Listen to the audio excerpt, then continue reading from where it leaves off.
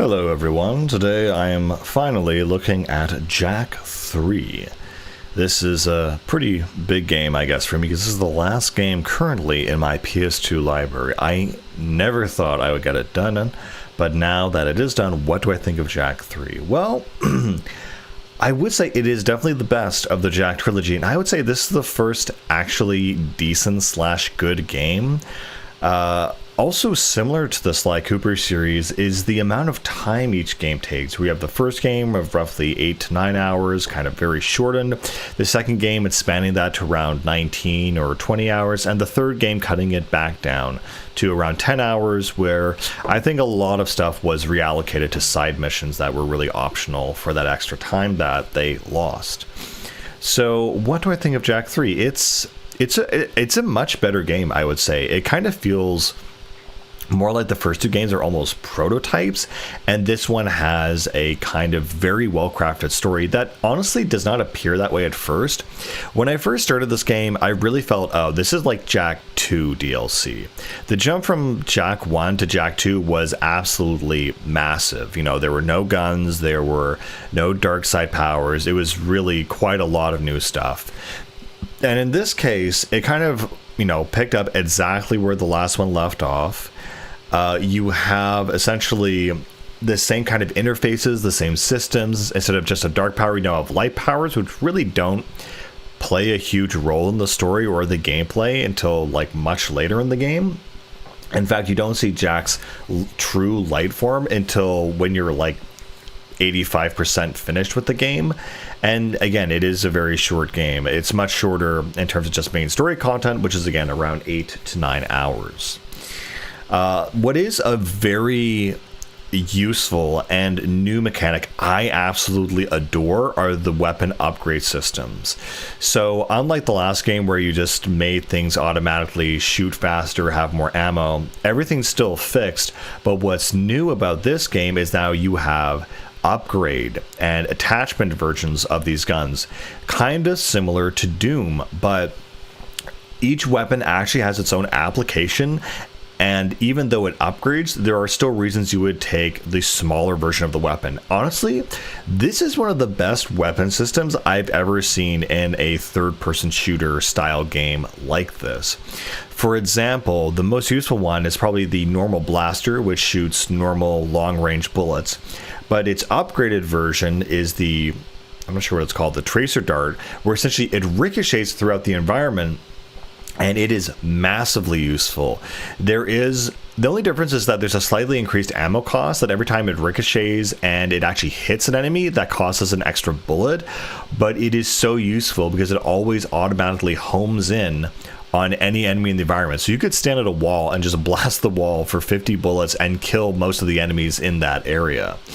And then its final version is this kind of rotary drone that will shoot an auto target and kill everything in a specific radius.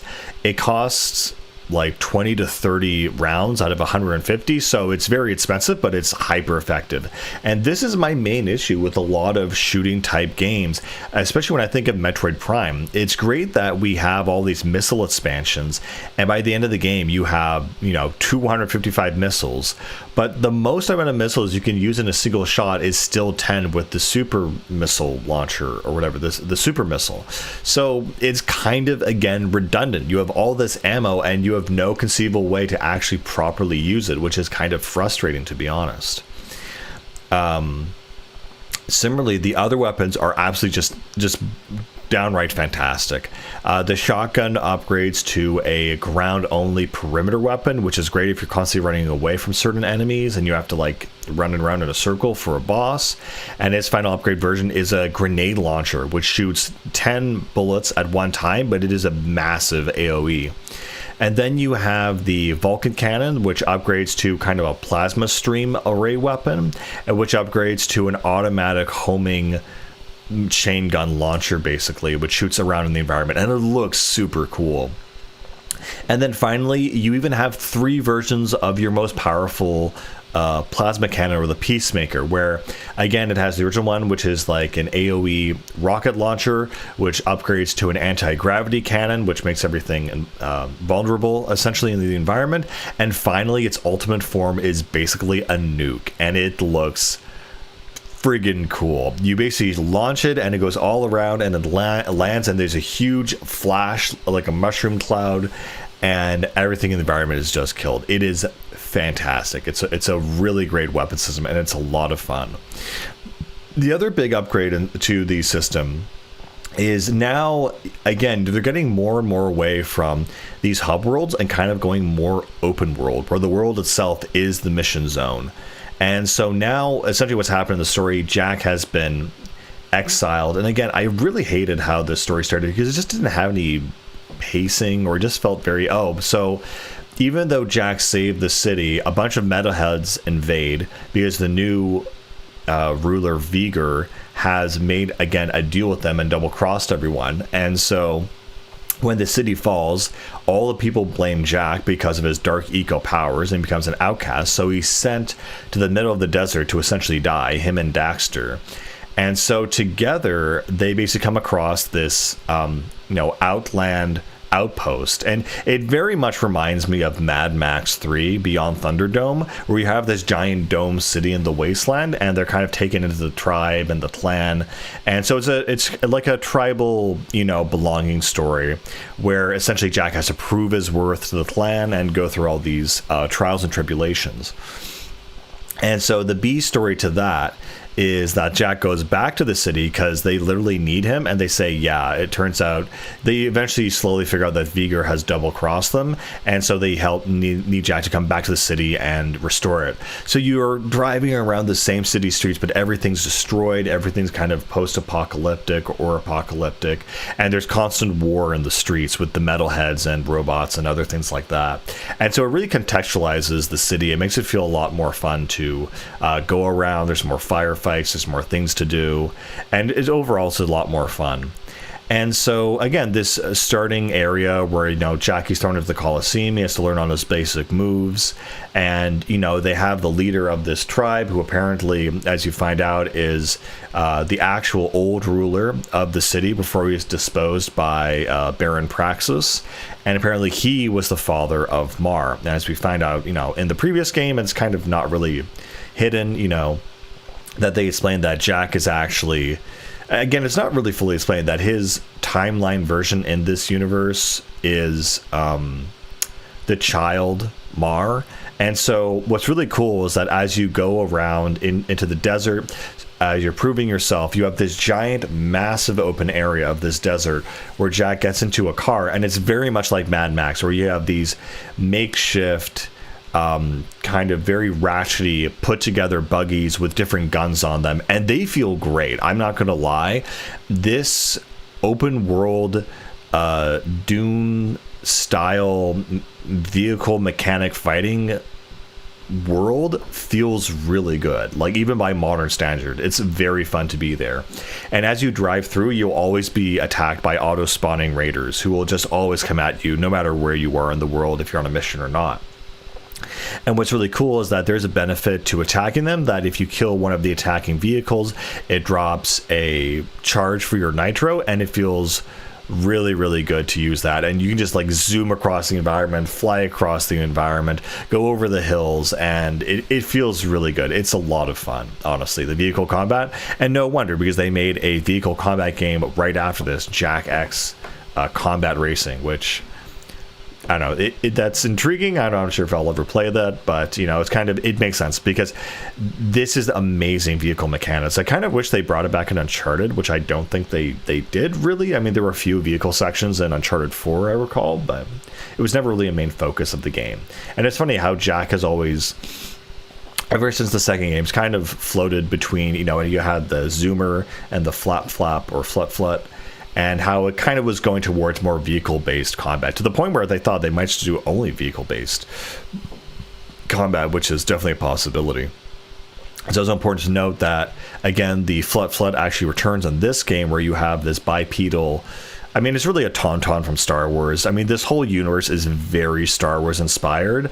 And so this animal, you use it in the beginning of the game to kind of navigate before you get the cars and you can go around. And it's really cool, too, that as you do the main missions, you unlock more and more vehicles that have different weapons, different maneuverability. It feels really great. It's a lot of fun. It is very frustrating, though, getting used to the leaper. I'm not sure what it's called, but the one that can basically jump. You basically have to use that same vehicle to go across to this one temple area every single time, and you have to perfectly execute this series of like probably 10 jumps perfectly in order to get there. And honestly, the first time I screwed up a lot, but once I kind of got it, the other times were fine. But if you fail once, you have to do the whole thing over again. That being said, though, I will say the checkpoint system in Jak 3 is much better than Jak 2. Very rarely were there missions where I was starting from the very beginning, and it was much more forgiving. There were a lot more checkpoints that were, again, just very well thought out and very forgiving and nice. One thing I wanted to bring up that I haven't really talked about in any of these reviews of the Jak games that I actually really appreciate is the change of day system, the daily weather change and whatever system. In all three games, even back to Jak 1, I've always found it super impressive where I could be doing a certain mission and then suddenly there'll be storm clouds. Suddenly the sun will come up or the sun will go down. And well, as cool as it is, to be honest, in the actual gameplay sense, because I know that entire day of in-game time has passed, it felt really bad every time. Like, oh wow, this mission is taking so long, a whole day has passed in the in-game timer. But which isn't too long. It's maybe like 20 minutes, but you still felt that time, sink in. Like, oh god, I've really been on this thing for a while. That they actually bothered making this whole system that was kind of competing with Ocarina of Time. The fact that it would set day and night cycles no matter where you were. It's kind of a cool mechanic that I really did appreciate, honestly. I kind of wish it would make a return in some cases. Then again, it's harder to set the mood and the tone for the scenes when that's the case. And so yeah, part of the story is Jak finding out his true identity.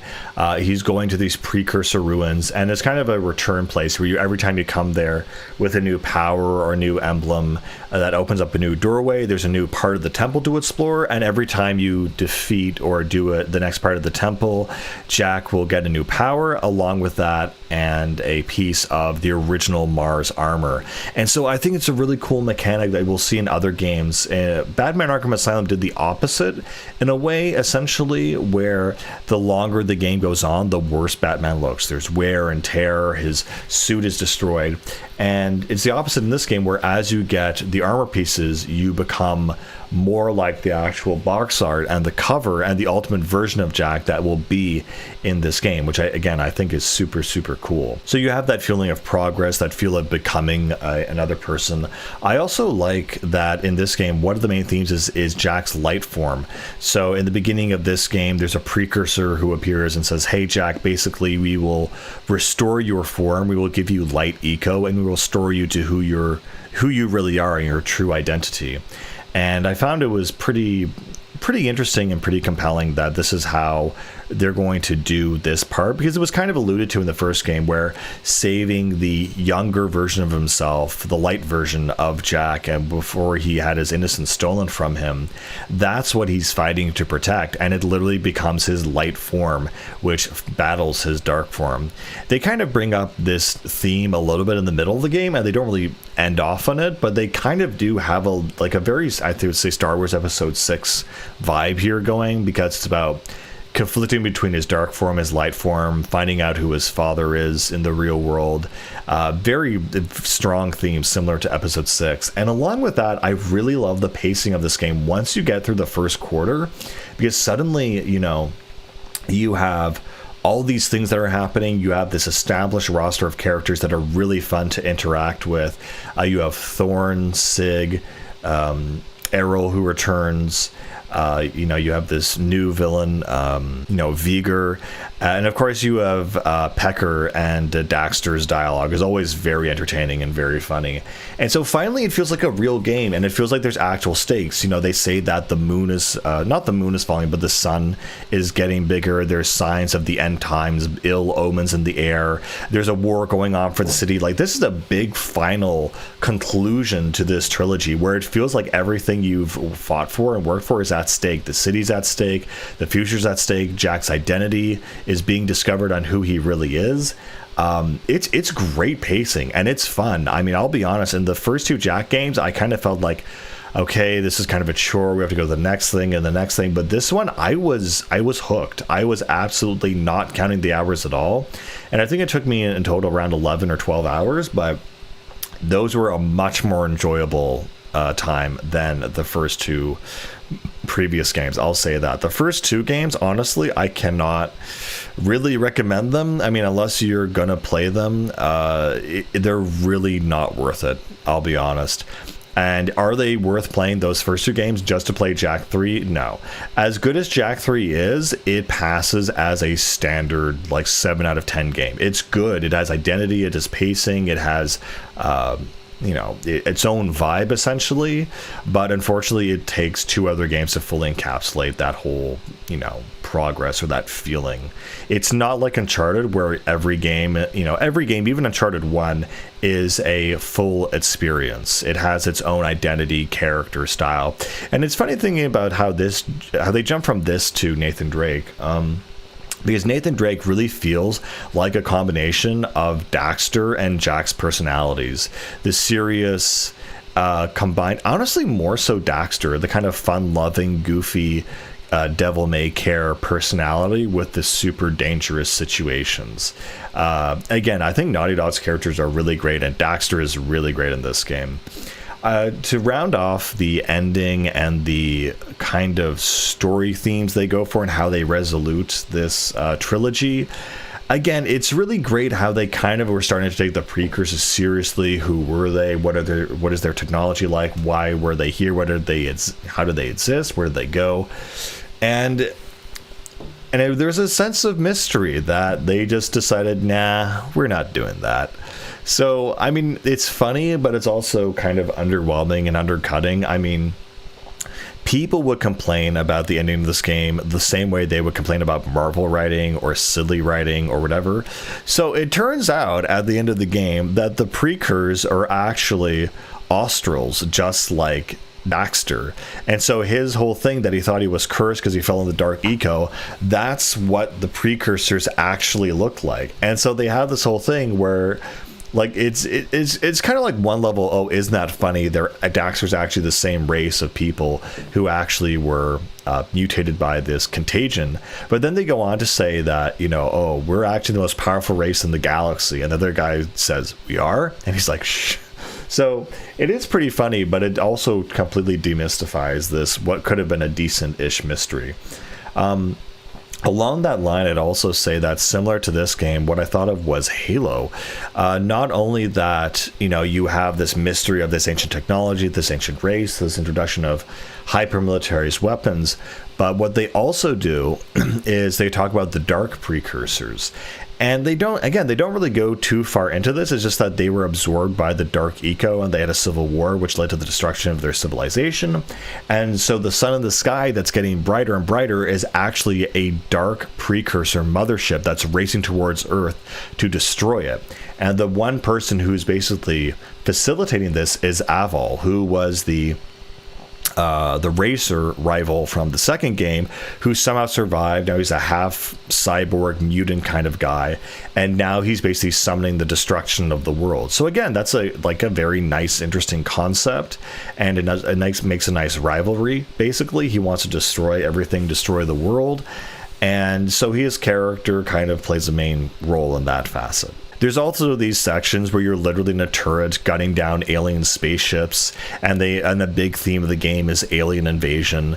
Again, I enjoy those vibes and those themes, but they're never really fully developed on, like, what exactly are the dark precursors. And it's like, oh, the precursors were all Australs, so it doesn't really matter. It's like, All right, fine, whatever. And they really undercut a lot of their, drama. Even the scene where Jack's father ends up dying after revealing his true identity, and Veigar goes into the the sewers rather. Jack kind of, yells at him and screams at him, and he's going to pursue him. I'm going to kill you, basically.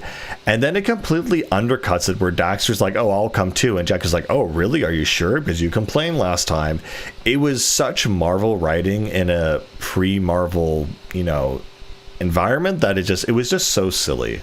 And it just made me realize that this is just an internal style of writing that is very indicative of a certain consciousness or a certain style or philosophy that the game developers have. So it's just it's an internal thing that isn't really an aspect of Marvel or Millennials or anything. It's always been there. But yeah, Jack has been, it's been an okay series. I guess it really didn't live up to the hype that I was expecting. Like, it's an okay game series. It's very okay. This last game, though, I think it's very solid. It's very good, and it's the best of the bunch. But it's not so much better. Like, I had way more fun, honestly, with the Sly Cooper series and the things like Ace Combat. While this one, because you could take each game individually, say each one of them is good. This one, the entire trilogy is kind of, built up to be a decent-ish game. So it's interesting to see, again, a lot of things that led Naughty Dog to where they are now. The fact that, the Jack's blaster, the way it has the laser pointer, I thought, oh, I recognize that from Uncharted, that kind of really cool laser pointer while in movement. So it wasn't just a tactical thing. I always thought it was a very cool aspect of those games, and it came really from Jack 2, if I'm being honest. But anyway, this was a game that was very short, very fun, doesn't challenge the player too much, and it's very enjoyable, and tells, a decent story. I'm actually just more glad just to be done with the PlayStation 2 at this point, having discovered all of its different facets, trilogies, styles, identity. The ending was just indecisive. Like, it felt like it was ending off on a really good note where basically the precursor were like, okay, Jack, you've saved this world, but there are other worlds to save. And so Jack ends up getting on the spaceship and leaving with the precursors. I'm like, oh, that's a perfect ending. And then, like, Jack shows up behind Daxter before, like, after he leaves. And also Daxter's, love interest Tara was turned into an Austral as well. And it's like, because she wished for pants. Like, it was just such a goofy ending. But then Jack, he literally got on the spaceship, and then he's behind Daxter for some reason saying, hey, buddy, I wouldn't leave you behind, even after Daxter said, oh, I'll come with you. So it's like, cool, maybe you'll start the next game as Jack and Daxter will show up. You have to go get Daxter, like, not a big deal. But no, they completely, like, they changed their mind literally on the spot and said, oh yeah, no, Jack and Daxter, they're still buddies, they're still there, they're still in the same place as they were last time. It was just logically that's not possible, and it was very, like, illogical and cartoonish. Like, he literally got on the ship and they took off, and then he's behind him. Like, there's certain levels of fiction and believability that I'm willing to get into here, but yeah, it was a very silly ending, so I'm kind of glad there was nothing after this. Also, Daxter, again, great voice lines. They also brought back from the first game where if you died, not every time, but 3 or 4 times in a row, he'll go into the camera and say some one-liner. But yeah, Jack 3, actually the first decent game of this series, I would say. Kind of fun to kind of get into it, but not worth playing the first 2 games to play it. But yeah, I'm glad I understand it, and kind of this side of, this whole zeitgeist of the PlayStation growing up and what they offered and what they had and how it compared to other systems. So yeah, there might be a remake of this game or remaster of this game in the future. I could totally see that, and I'd be really excited to see that happen. But for now, I'm very glad that I got to experience it as it was natively. Anyway, guys, that's it. I'll see you later, and yeah, bye.